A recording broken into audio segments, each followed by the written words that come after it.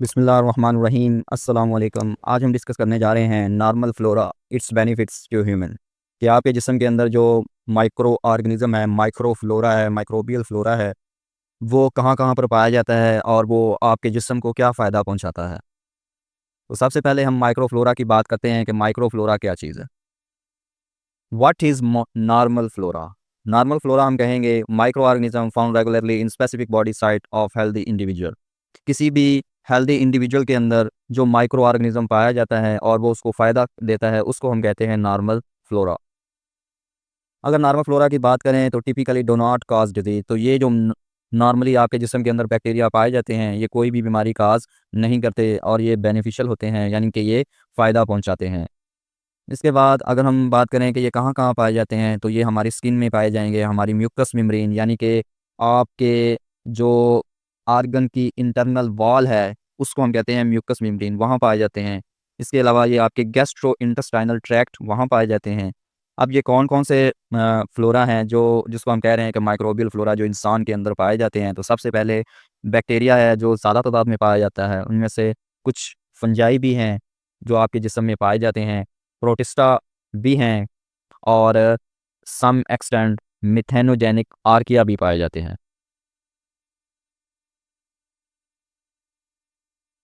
अब हम बात करने वाले हैं माइक्रोबियल डिस्ट्रीब्यूशन इन बॉडी के हमारे जिस्म के किन हिस्सों में ये माइक्रोबियल ऑर्गेनिज्म पाए जाते हैं। तो सबसे पहले आपने ये जहन में रखना है, जो आपके इंटरनल टिश्यू हैं उनके अंदर माइक्रो ऑर्गेनिज्म नहीं होंगे। अब वो इंटरनल टिश्यू कौन कौन से होते हैं? आपका ब्लड है, ब्लड के अंदर कोई भी माइक्रो ऑर्गेनिज्म नहीं होता।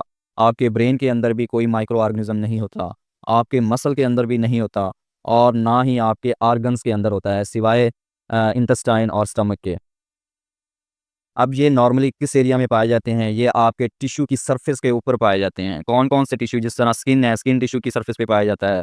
म्यूकस मेम्ब्रेन उसकी सरफेस के ऊपर पाया जाता है। म्यूकस मेम्ब्रेन कहाँ होती है? आपके माउथ के अंदर जो थिन लेयर होती है, उसको हम म्यूकस मेम्ब्रेन कहते हैं, वहाँ पर पाया जाता है। और इसी तरह आपके इंटेस्टाइन की अंदर भी एक थिन लेयर होती है, उसको भी म्यूकस मेम्ब्रेन कहते हैं, तो वहाँ ये पाए जाते हैं।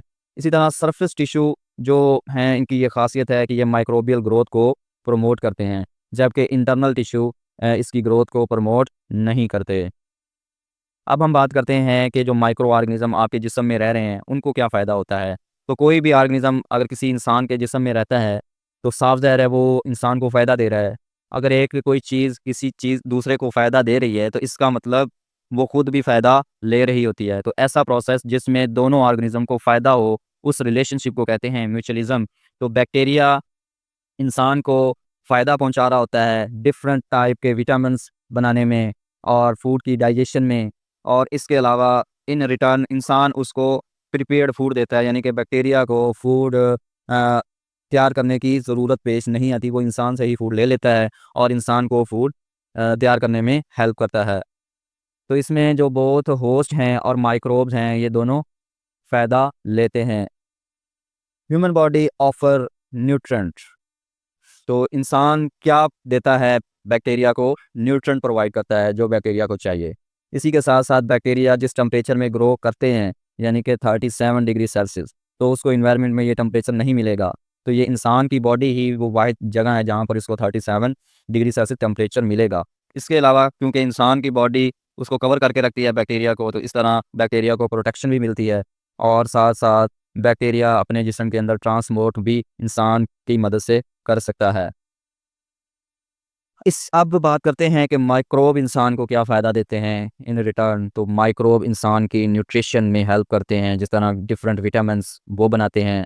और इसके अलावा प्रोटेक्शन, यानी कि कोई दूसरा ऐसा बैक्टीरिया इंसान के जिस्म में आ गया जो बहुत ज़्यादा नुकसानदेह है, तो इस नुकसानदेह बैक्टीरिया से बचाने के लिए तो जो बेनिफिशियल बैक्टीरिया होते हैं वो कुछ केमिकल रिलीज़ करते हैं। उस केमिकल की मदद से इस बैक्टीरिया से जान छूट जाती है और उस केमिकल की मदद से फिर हमारा जो इम्यून सिस्टम है वो एक्टिव हो जाता है और इस नुकसानदेह बैक्टीरिया को मार देता है। अब हम बात करने वाले हैं थोड़ी सी डिटेल में कि कौन कौन से ऐसे फ़ायदे हैं जो नॉर्मल फ्लोरा हमें प्रोवाइड करता है। सबसे पहले ये हमारे जिस्म के अंदर ऐसे विटामिन बनाने में हेल्प करता है जो इंसान की बॉडी अकेले नहीं बना सकती। इसके अलावा ये पैथोजिन को आपके जिस्म के अंदर ग्रो करने से रोकता है। और तीसरा इसका काम ये है कि ये किल भी करता है पैथोजन को। ऐसे बैक्टीरिया जो आपके जिस्म में जाकर बीमारी फैलाते हैं, उन बैक्टीरिया को ये मारता भी है और साथ ही साथ आपका जो इम्यून सिस्टम है उसको एक्टिव कर देता है, ताकि वो जो आपके जिस्म के अंदर पैथोजन आया है उसके अगेंस्ट आपका इम्यून सिस्टम एंटीबॉडी बनाए और ये एंटीबॉडी पैथोजन को क्या कर दे, मार दे। तो इस तरह से ये आपके जिस्म में फ़ायदा पहुंचाता है। अब हम इस बेनिफिट्स को वन बाय वन डिस्कस करते हैं। तो सबसे पहले जो इसका बेनिफिट हम देखते हैं वो है सिंथेसिस ऑफ विटामिन।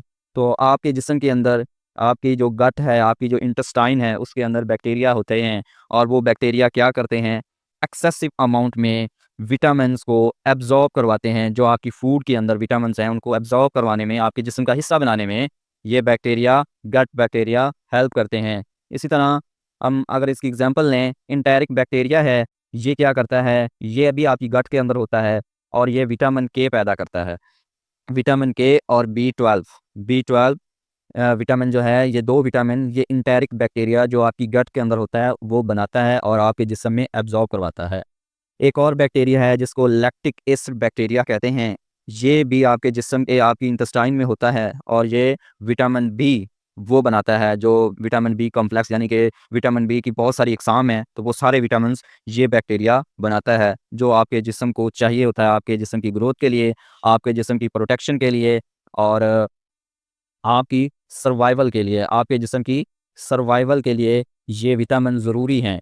ठीक है, आपकी सेहत के लिए, आपकी हेल्थ के लिए भी ये विटामिन बहुत ज़रूरी हैं। ठीक है, तो ये सारे विटामिन ये लैक्टिक एसिड बैक्टीरिया ये बनाता है।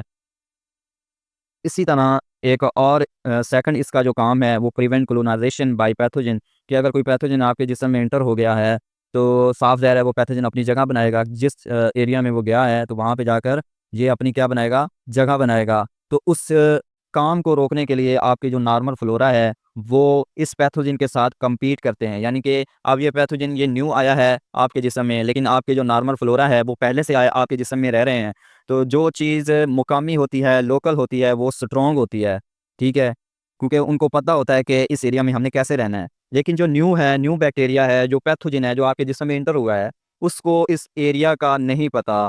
तो इस तरह जो लोकल बैक्टीरिया है वो पैथोजन बैक्टीरिया को इस एरिया में रहने नहीं देता, इसको तंग करता है और इसको आपके जिस्म के अंदर अटैचमेंट नहीं करने देता। और इसी के साथ-साथ आपकी जो नॉर्मल फ्लोरा है उनको पता है कि न्यूट्रिएंट आपके जिस्म से कैसे लेने हैं, लेकिन पैथोजन को अभी इसका आइडिया नहीं होता, तो वो सारे के सारे न्यूट्रिएंट आपके नॉर्मल फ्लोरा ही ले लेता है, पैथोजन को नहीं मिलते। तो इस तरह से पैथोजन को चांस ही नहीं मिलता आपके टिश्यू के अंदर ग्रो करने का। तो ये काम कौन करते हैं? ये आपके नॉर्मल फ्लोरा करते हैं, जो इस पैथोजन को आपके जिस्म में ग्रो नहीं होने देते। नेक्स्ट है कि अगर कोई पैथोजन आपके जिस्म में आ गया, उसने अपना घर भी बना लिया, लेकिन अब ये नॉर्मल बैक्टीरिया क्या करेंगे, ये एक केमिकल रिलीज़ करेंगे, सब्सटेंस रिलीज़ करेंगे। वो सब्सटेंस क्या करेगी, वो उस पैथोजन को मार देगी। ठीक है, उस पैथोजन को क्या कर देगी, किल कर देगी। और इस तरह से ये एक्ट करते हैं as a natural antibiotic barrier. तो आपके जो नॉर्मल फ्लोरा हैं वो क्या एक्ट करते हैं, as a natural antibiotic barrier act करते हैं। यानी कि कोई ऐसा बैक्टीरिया आपके जिस्म में आ गया जो आपके जिस्म के लिए नुकसानदेह है, तो उसको ये मार देते हैं। फोर्थ पे ये आपके जिस्म को क्या फ़ायदा पहुंचाते हैं। पहली बात तो ये थी कि ये कॉलोनी नहीं बनाने देते, यानी कि कोई पैथोजन आ जाता था उसको अपना घर नहीं बनाने देते थे आपके जिस्म के अंदर। दूसरा काम इसका ये है कि अगर उसने घर बना लिया है पैथोजन ने, तो फिर उसके घर को तबाह कर देंगे, मार देंगे। तीसरा काम, फोर्थ काम इसका क्या है, थर्ड काम जो आपके इम्यून सिस्टम के लिए है, वो है कि ये नॉर्मल फ्लोरा क्या करते हैं, ये नॉर्मल फ्लोरा आपके इम्यून सिस्टम को एक्टिव करते हैं। किस तरह एक्टिव करते हैं? ये ऐसे करते हैं कि कुछ ऐसी केमिकल कह लें वो रिलीज़ करते हैं आपके नॉर्मल फ्लोरा। वो केमिकल ऐसा केमिकल होता है जिससे आपका इम्यून सिस्टम उस केमिकल को रिकॉग्नाइज़ करता है, यानी कि पहचानता है। जब आपका इम्यून सिस्टम आपके नॉर्मल फ्लोरा का केमिकल को सेंस करके ये समझता है कि ये हार्मफुल है, यानी कि उसको क्या समझता है, ये एंटीजन समझता है। जैसे ही आपके नॉर्मल फ्लोरा का जो केमिकल है उसको ये एंटीजन समझेगा, तो फिर ये ट्रिगर करता है, यानी कि स्टार्ट करता है। क्या स्टार्ट करता है? Immune response. Immune response trigger का मतलब क्या है कि इम्यून रिस्पॉन्स स्टार्ट हो गया। जब इम्यून रिस्पॉन्स स्टार्ट हो जाता है तो साफ ज़ाहिर है उस वक्त एंटीबॉडीज़ बनना स्टार्ट हो जाती हैं। आपके नॉर्मल फ्लोरा ने एक ऐसा केमिकल पैदा किया, वो केमिकल आपके इम्यून सिस्टम को एक्टिव करता है, और वो केमिकल एक्ट करता है एज अ एंटीजन। तो जब कोई केमिकल एंटीजन एक्ट करता है तो आपका इम्यून सिस्टम एक्टिव हो जाता है और उस एंटीजन के अगेंस्ट एंटीबॉडी बनाता है।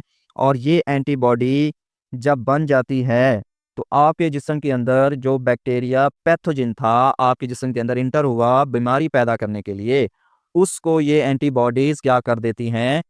किल कर देती हैं, मार देती हैं। ठीक है? तो इस तरह से आपके जो नॉर्मल फ्लोरा हैं वो केमिकल पैदा करके आपके इम्यून सिस्टम को एक्टिव करते हैं। Has prevent early stage infection. तो ये जब आपका इम्यून सिस्टम एक्टिव हो गया तो उसने फ़ौरन पैथोजन को मार देना है इन्फेक्शन करने से पहले। ठीक है? तो ये था आज का हमारा topic, importance of normal flora, उसका बेनिफिट क्या है, वो हमें किस तरह से फ़ायदा पहुंचाते हैं। अगर आपको कोई भी ऐसा क्वेश्चन है इसके रिलेटेड तो आप कमेंट सेक्शन में ज़रूर पूछें। अगर आपको ये वीडियो अच्छी लगे तो आपने हमारे चैनल को सब्सक्राइब करना है, इस वीडियो को लाइक करना है और अपने दोस्तों के साथ शेयर करना है। Thank you ji.